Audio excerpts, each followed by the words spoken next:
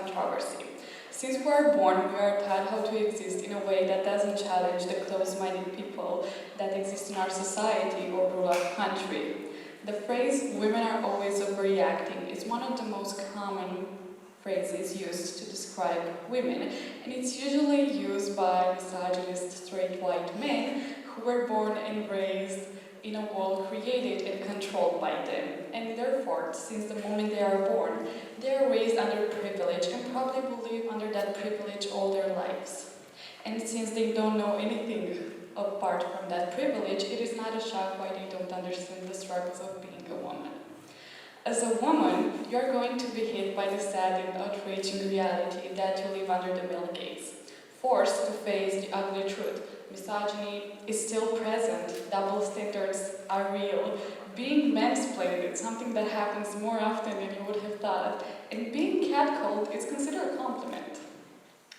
But today I'm only going to talk about misogyny, double standards, and catcalling, and I'll leave it to you to decide if women are actually overreacting or if this is just another way of trying to control women by minimizing their feelings until they go back to the silenced version of themselves that men seem to love so much.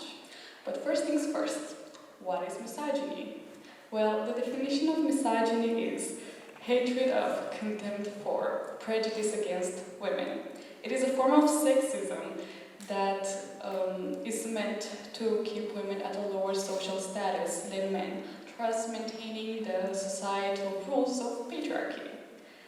Misogyny has been widely practiced for thousands of years, and it is present in art, literature, societal events, historical events, or religion, philosophy, mythology.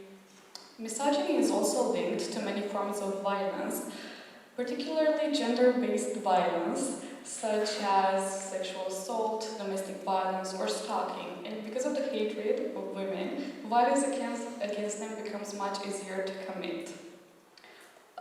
Misogyny is also linked to the hatred of everything that means feminine qualities, and therefore rejecting them. Other views of misogyny define it as a way of punishing and controlling women for challenging male dominance.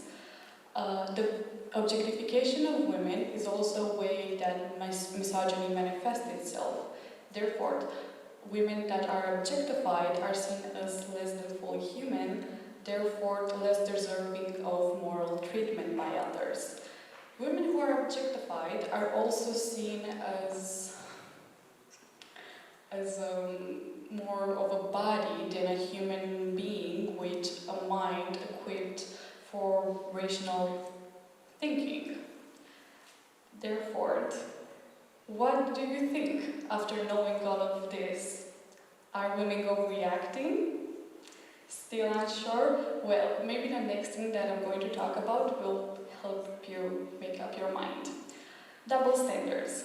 Well, the definition of double standard states that it is a rule or a principle unfairly applied to different people or groups. That means that, for example, what's okay for men, it is usually not accepted when done by women.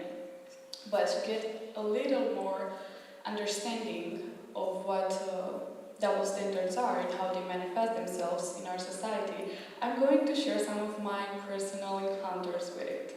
For example, when as a woman I'm trying to share my thoughts and opinions on a subject, I get told to be quiet or to shut up. And one of my personal favorites, you're so annoying. But when a man is expressing his opinion on a subject, he gets praised for having the courage to express that opinion in the first place. And he also gets praised for standing up for what he believes is right, even though he's wrong from so many points of view, the most important of them all, being morally. Another example is if a woman gets a good job or a highly paid job, it will be considered that she slept her way to the top. But if the genders were reversed, this would have never even been a question to be asked in the first place. And the thing that saddens me the most is the fact that double standards don't just exist in a couple of situations, they are everywhere. Whether we're talking the workplace, or what we wear, or what we choose to do with our bodies, how we do our makeup, or if we do our makeup at all, what we choose to do with our reproductive system, like if we choose to have kids or not, if we choose to get married or not. And they even exist on emotions. For example, for a man, it's okay to get angry. It is actually encouraged because that just means that he's passionate about that subject. But for a woman, that's not acceptable because you instantly get called crazy or you get told that you're too emotional. So, are women overreacting? Not sure? Wow, tough crowd. But the other thing I'm going to talk about is catcalling. And what is catcalling, you may ask? Well, catcalling refers to when a man whistles, yells, screams, or makes sexually inappropriate comments to a woman. Unfortunately, from the man's point of view, this is just a compliment or it's just a joke. But remember what I said in the beginning of the speech, that misogyny also manifests itself through the objectification of women and viewing women's bodies as not their own? Well, this is applied here. So this thing, the objectification of women, is making men feel entitled to comment on your body as they wish. Catcalling is also a demonstration of power, and it is meant to frighten and to intimidate the person it is addressed to. Catcalling happened to so many women, and it has been so ignored by the authorities or the other people we are trying to share this with, that it has become something normal.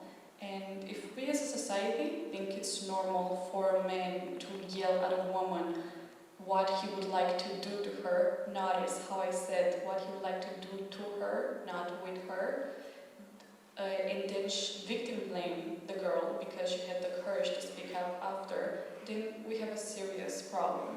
And to everyone that says, maybe you should learn how to take a compliment, or it's just a joke, what, you don't have a sense of humor?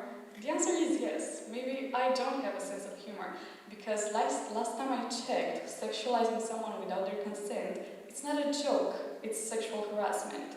So, the question from the beginning still remains. Are women overreacting? Or are we reacting just enough to the bad treatment that we get on a daily basis just because we're women? Thank you.